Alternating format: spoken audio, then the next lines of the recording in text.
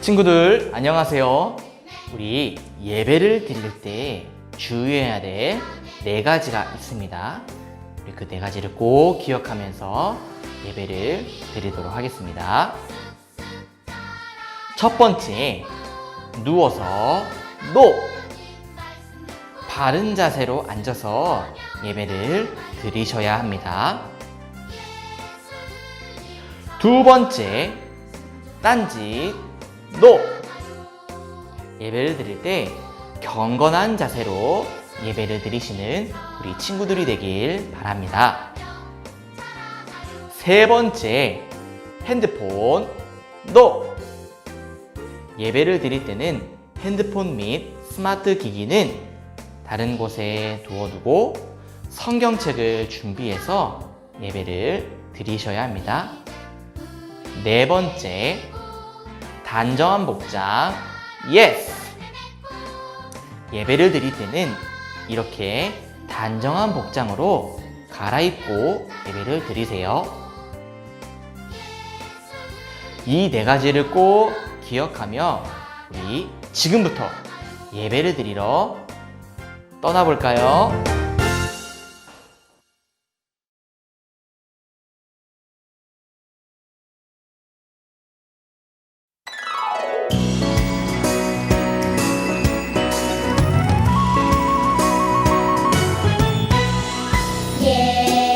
예수님은 나의 왕, 예수님은 나의 왕, 살아계신 하나님 아들, 내 마음에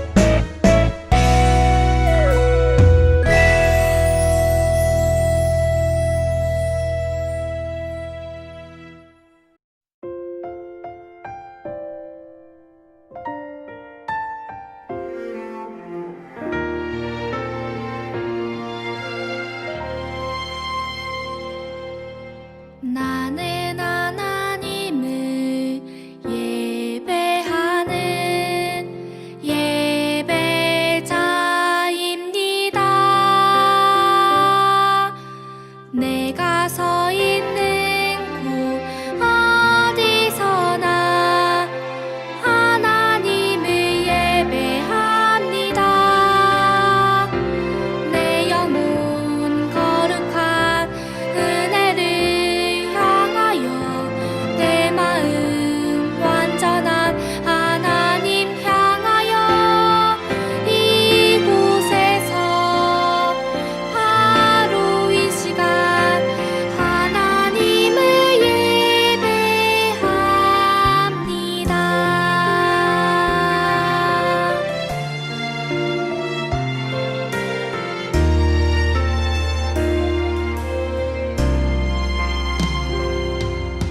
나는 하나님을 예배하는 예배자입니다.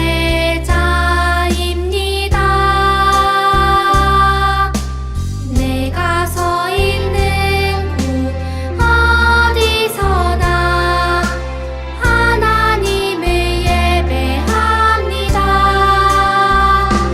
내 영혼 거룩한 은혜를 향하여 내 마음 완전한 하나님 향하여 이곳에서 바로 이 시간 하나님을 예배합니다.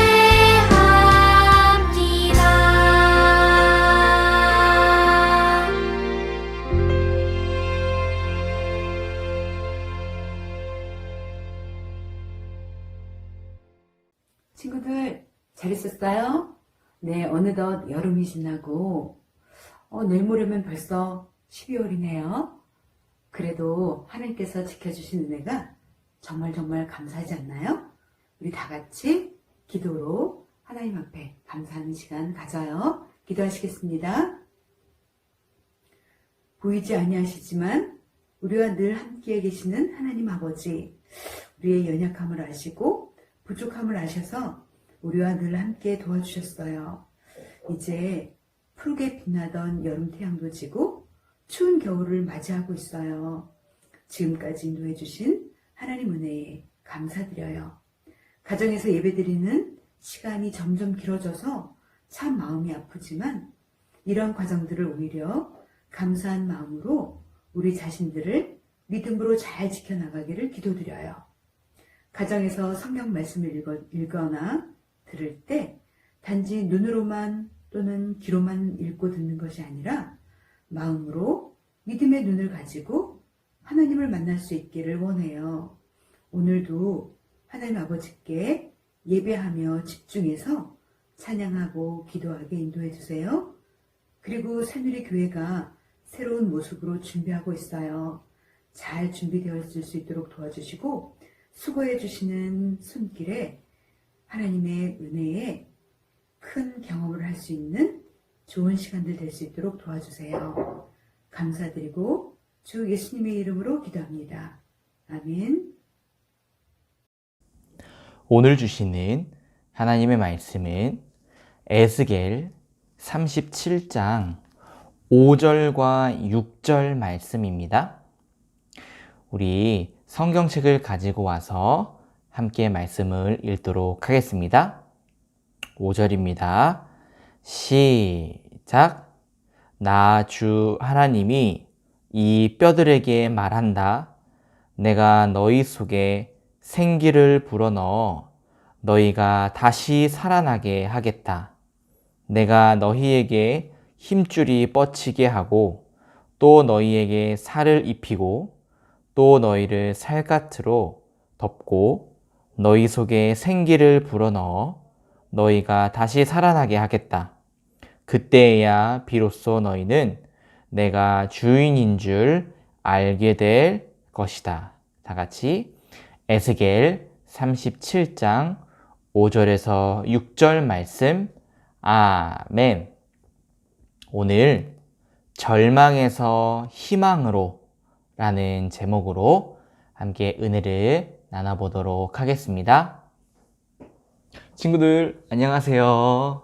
네, 한 주간 잘 지내셨죠? 날씨가 쌀쌀해지고 있으니까 특히 건강에 유의하시길 바랍니다. 오늘도 여러분들 영상을 보면서 꼭 성경책을 펴서 같이 말씀을 들었으면 좋겠습니다. 말씀 도중에 성경책을 찾는 부분이 있으니까 꼭 성경책을 펴고 함께 말씀을 봤으면 좋겠습니다. 우리 친구들 혹시 살면서요 힘들고 또 절망 가운데 또 엄청 슬펐을 때가 있었나요? 전도사님은요 개인적으로 기억에 남는 일이 있습니다. 뭐냐면 전도사님이 아주 오래전에 군대에 가기 그 직전에 했던 경험이에요.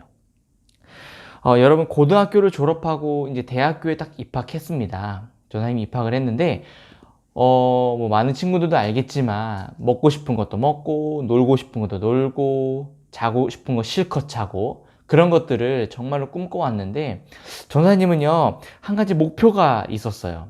뭐였냐면 이 군대에서 목사로 일할 수 있는 그 직업을 갖기를 원했어요. 그거를 목표를 삼아서 대학교 1년을 준비하고 보내기 시작했습니다.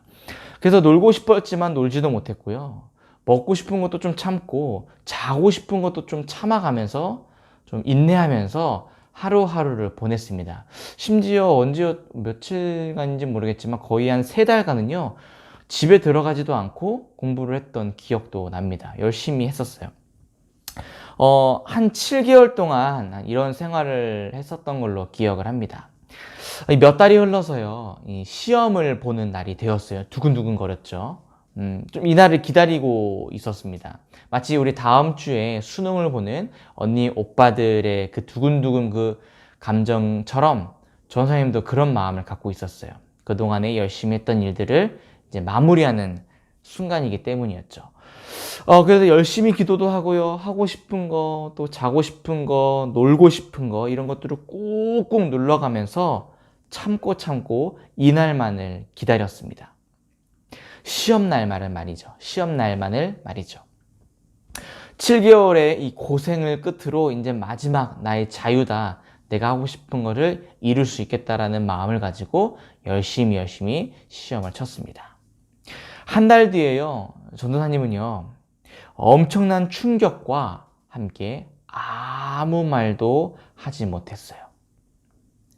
왜냐면 탈락이라는 단어를 보았기 때문이에요. 그때부터요 전도사님의 삶은요 무의미했고요. 또 삶은 전쟁에서 패배한 용사처럼 힘도 없었고 의욕도 없었어요. 그냥 살고 있었습니다. 삶의 의미를 잊어버린 채요 그냥 아무 목적 없이 살다가 아무 이유와 목적 없이 그냥 아무 군대나 입대하게 되었어요. 그 당시를 떠올려 보면요 전도사님은요 엄청난 좌절과 실패와 절망을 경험했던 시기였습니다. 삶의 연속이었어요. 그러한 절망적인 삶이요. 우리 친구들 유치원이나 학교에서 한 달간 열심히 여러분들이 연습하고 그 노력했던 그런 어떤 재능을 뽐내는 발표를 준비하고 그런 시간이 있었는데 막상 그 발표 날이 다가와서 발표를 했는데 무대를 망쳐버리고 여러분들의 능력을 마음껏 표현하지 못해서 아주 절망적이고 힘들었던 기억들이 있습니까? 그런 것처럼 전사님도 그렇게 비슷한 마음을 가지고 있었던 것이었습니다. 혹시 우리 친구들도요 이런 비슷한 경험이 있습니까? 절망하거나 슬펐거나 힘들었거나. 오늘 좀 비슷한 이야기를 해볼까 합니다. 지난주 우리는요 예레미야 선지자를 통해서 이야기를 좀 나눠봤는데 곧 남유다라는 나라가 멸망한다는 이야기를 들었죠. 이스라엘 백성들은요 절망 그 자체였을 거예요. 자기 나라를 잃어버린 거잖아요. 그렇죠? 이스라엘 백성은요 이 바벨론이라는 큰 강대국의 포로가 되었고요. 그 뒤이어서 자기 나라를 잃어버리고 자기들이 열심히 드렸던 그 성전이 파괴되는 것까지 보게 되었어요. 여러분 여기서 말하는 성전은요 우리가 흔히 말하는 교회와 정말 다른 더 큰 의미를 가지고 있는데 이 당시 때 성전은요 어마어마하게 거룩한 곳이었어요. 마치 하나님이 그곳에 계신다고 생각하기 때문에 이 성전이 파괴된다는 것은 하나님께 드릴 예배의 장소가 없어졌다라는 말과 같은 말이었거든요. 정말 거룩한 곳이었는데 그러한 곳이 어떻게 됐어요? 파괴되었잖아요. 그렇기 때문에 이스라엘 백성들은 절망 가운데 실패한 삶 가운데 살아가게 되었다는 거예요. 이 시기에 여러분 포로로 끌려갔던 그 사람들, 이스라엘 백성들이 있었다고 했잖아요. 그때 어떤 선지자도 같이 바벨론 나라로 인해서 포로로 끌려갔는데 그 선지자도 끌려갔는데 그 선지자 이름이 바로 오늘 읽었던 이 에스겔이라는 선지자였어요. 그 에스겔 선지자가요, 절망 가운데 살았던 사람이었다는 거예요. 우리 그 에스겔 선지자 이야기를 한번 들어볼까요? 이스라엘은요, 북이스라엘과 남유다로 나눠진 국가였어요. 마치 우리나라가 지금 한국과 북한으로 나눠진 것처럼요, 나눠진 나라였죠. 그런데 처음부터 이 남유다는요, 포로가 아니었어요. 몇 년간 잘 살았습니다. 그러다가 결국 하나님의 명령에 순종하지 않아서 죄를 범했기 때문에 남유다가요, 아까 어느 나라였어요? 강대국? 바벨론의 느부갓네살 왕이라는 그 왕으로 인해서 포로가 되고 나라가 멸망하는 것까지 이르게 됩니다. 그 안에는 뭐가 또 멸망했다고요? 뭐가 무너졌다고요? 예루살렘 성전도 무너지게 되었어요.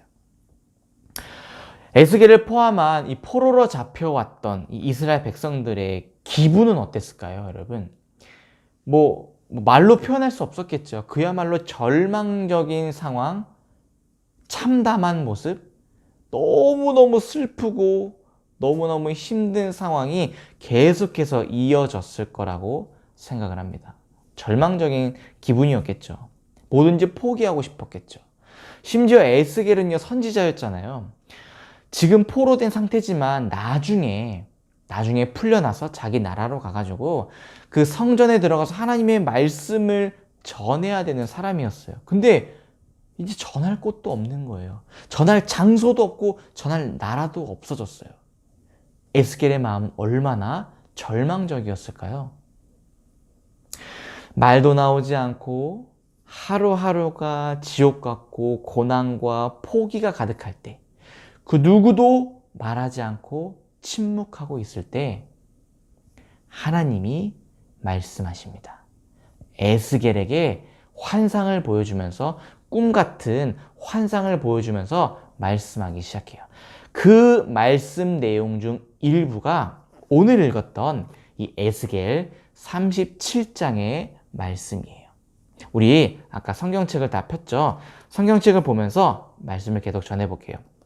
37장, 오늘 읽었던 말씀은 5절과 6절이지만 1절부터 한번 볼게요. 하나님께서 나를, 이 에스겔을 사로잡았대요. 그리고 하나님의 영이 에스겔을 데리고 나가서 골짜기 한가운데 나를 내려놓으셨는데 그곳엔 뭐가 가득했다고요? 뼈가 가득했다고 합니다. 2절에 보니까요, 그 뼈는요 아주 많았는데 뒷절에 이 뼈가 말라 있었대요. 그리고 3절을 볼까요? 내게 물으셨어요. 하나님이 에스겔에 물으셨습니다. 에스겔아, 이 뼈들이 과연 살아남을 수 있겠냐? 에스겔이 중요한 대답을 합니다. 뭐라고 대답하냐면 하나님만이 아십니다. 이렇게 얘기해요. 그리고 이어서 4절에 하나님은 에스겔에게 똑같이 이렇게 말하라고 합니다. 뼈들아, 잘 듣고 하나님의 말씀을 귀 기울여라. 그래서 5절에 에스겔이 이렇게 이야기해요. 나 주 하나님이 이 뼈들에게 말한다. 내가 너희 속에 생기를 불어넣어. 생기를 불어넣는데요? 그러면 뼈가 살아난대요. 우리가 아까 읽었죠? 그리고 마지막 6절에 보니까요, 하나님이 한 번 더 말씀하세요. 내가 생기를 불어넣어야 다시 살아나고 그때 내가 너희들의 진짜 주인임을 알게 될 것이다. 여러분, 뭔가 무섭기도 하고 뭔가 찝찝하기도 하고 뭔가 좀 으스스하기도 한데 가볍게 넘어갈 수 없는 환상 같기도 하죠. 우리 친구들 여기서 두 단어가 나오는데 첫 번째 뼈가 나왔죠. 두 번째 생기, 무슨 말인지 모를 수도 있습니다. 뭐 괜찮아요. 근데 이 뼈와 생기가 굉장히 중요한 단어인데 어떤 것을 의미하는지 혹시 아십니까? 여기서 이 뼈라고 말한 거, 하나님이 에스겔의 꿈처럼 환상처럼 본 이 뼈는요, 다름 아닌 이스라엘 백성들을 의미해요. 더 정확하게 이야기하면 포로된 이스라엘 백성들을 뼈로 지금 묘사하고 있습니다. 비유해서 말하고 있어요. 그 뼈가 심지어 말랐다고 하는데 이스라엘 백성들에게 하나님을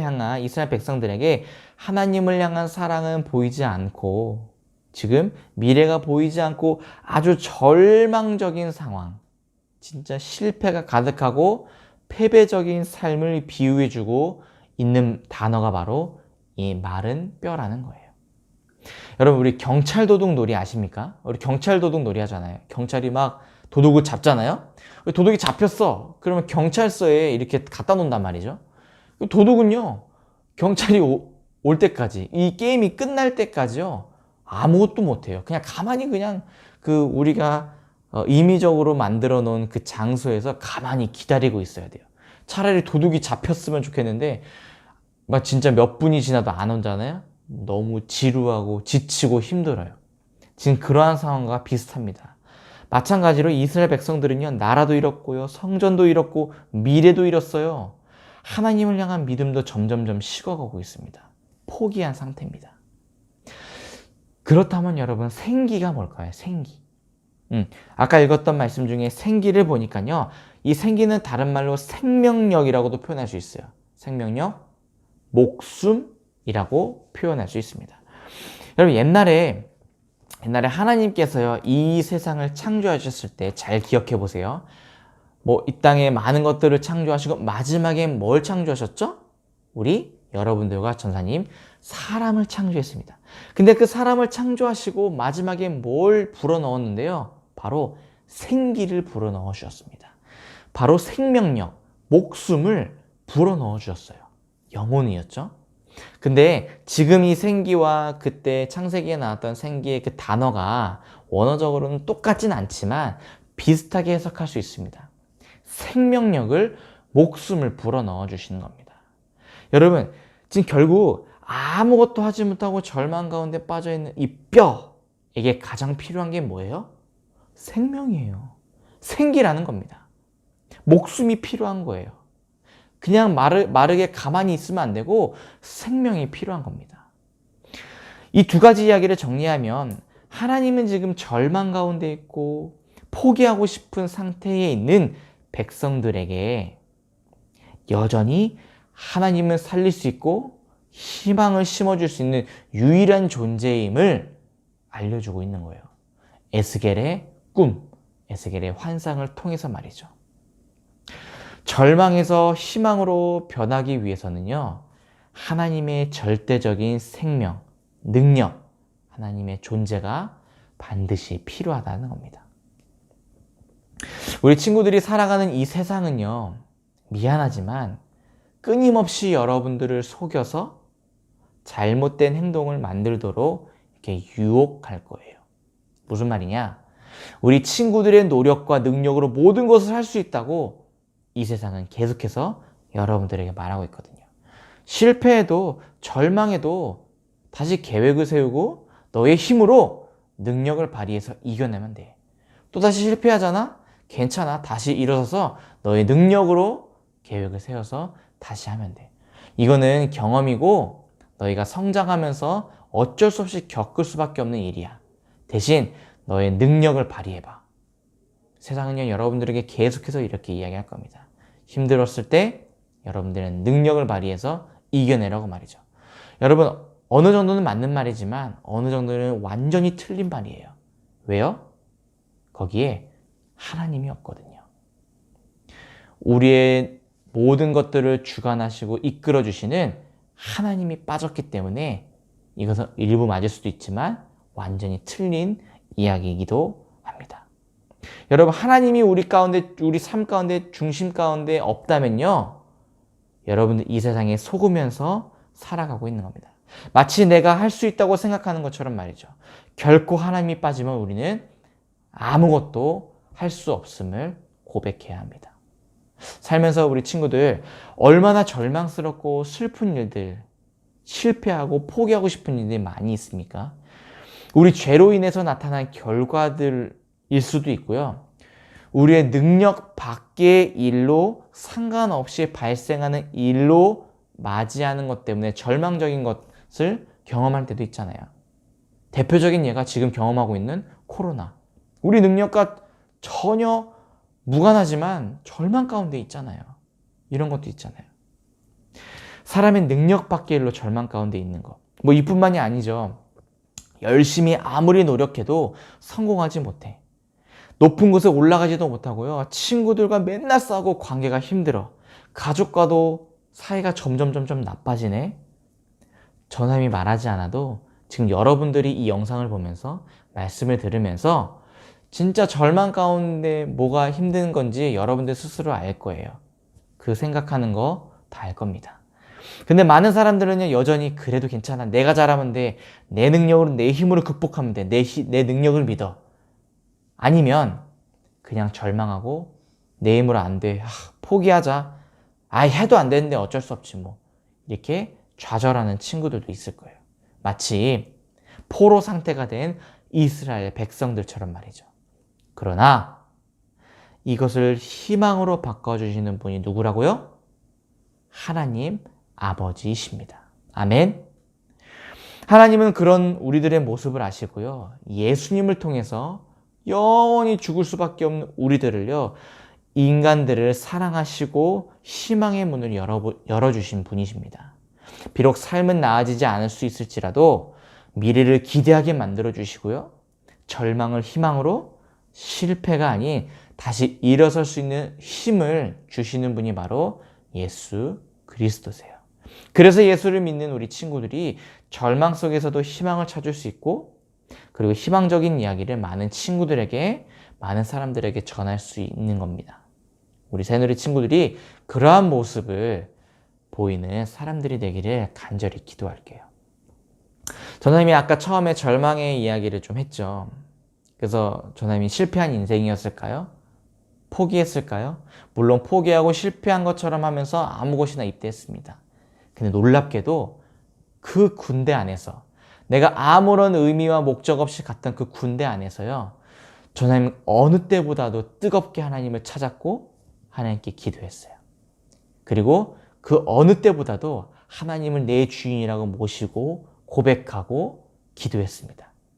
지금까지 하나님의 말씀을 전하면서 사는 사람으로 살고 있습니다.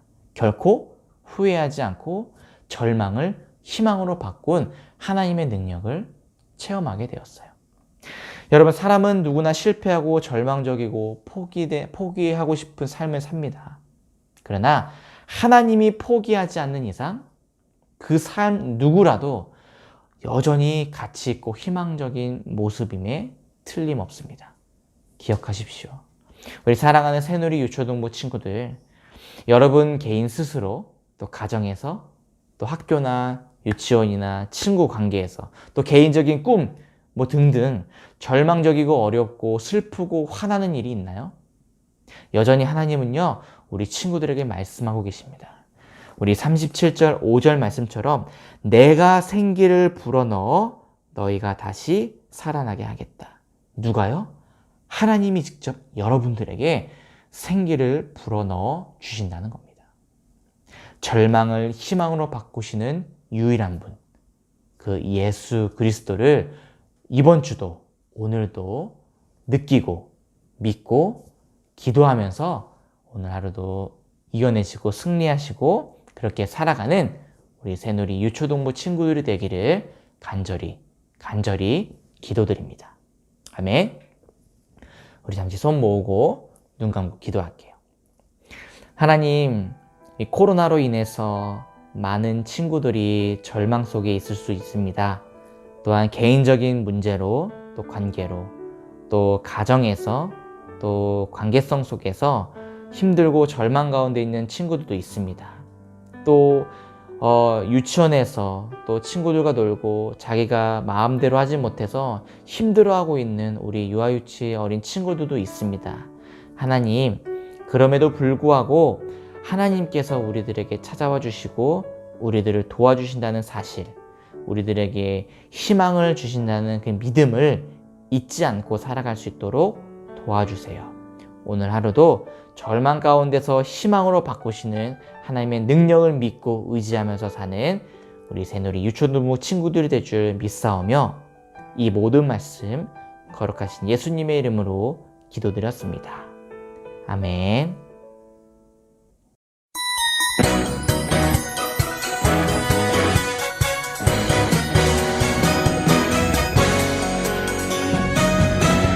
감사해요 나는야 하나님 작품 특별하게 빚어내신 하나님 작품 주께 드려 나는야 하나님 품을 특별하게 사용하신 하나님 품을 하나님께 영광 온 세상의 축복 하나님께 영광 온 세상의 축복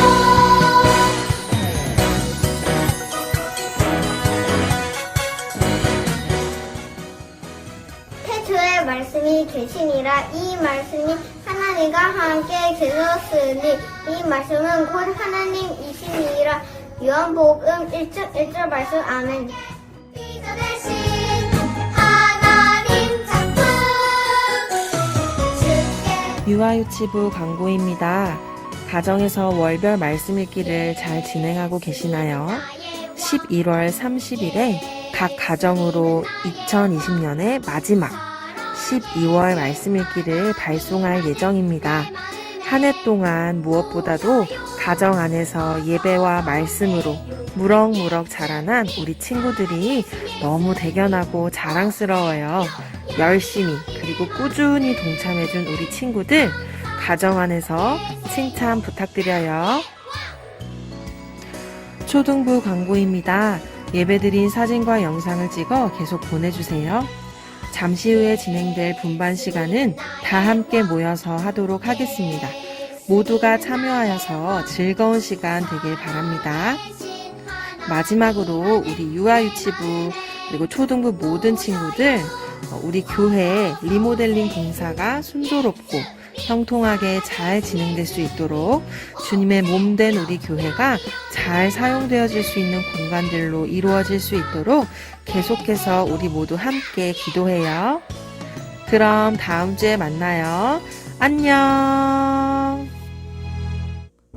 주님이 알려주신 기도함으로써 우리 모든 예배를 마치도록 하겠습니다. 하늘에 계신 우리 아버지여, 이름이 거룩히 여김을 받으시오며 나라가 임하시오며 뜻이 하늘에서 이루어진 것 같이 땅에서도 이루어지이다. 오늘 우리에게 일용할 양식을 주시옵고 우리가 우리에게 죄 지은 자를 사하여 준 것 같이 우리 죄를 사하여 주시옵고 우리를 시험에 들게 하지 마시옵고 다만 악에서 구하시옵소서.